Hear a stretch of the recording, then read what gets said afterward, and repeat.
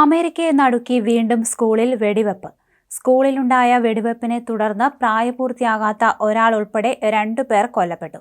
വെടിവെച്ചയാൾ സ്വയം വെടിവെച്ച് മരിച്ചതായും പോലീസ് പറഞ്ഞിട്ടുണ്ട്.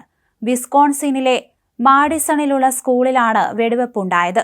കൊല്ലപ്പെട്ടവരിൽ ഒരാൾ അധ്യാപകനാണ്.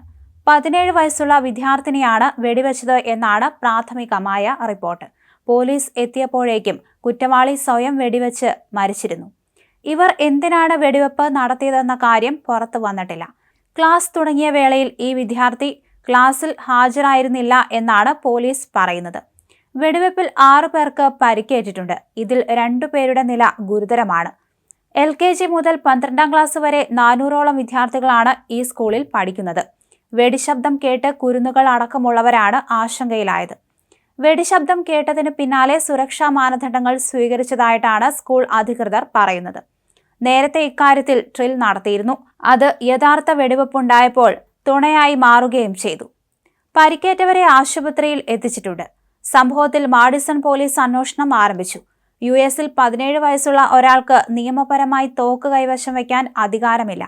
തോക്ക് നിയന്ത്രണവും സ്കൂൾ സുരക്ഷയും ഇവിടെ വലിയ സാമൂഹിക പ്രശ്നമാണ്. സമീപ വർഷങ്ങളിൽ വെടിവെപ്പുകളുടെ എണ്ണം വൻതോതിൽ വർദ്ധിച്ചിട്ടുണ്ട്.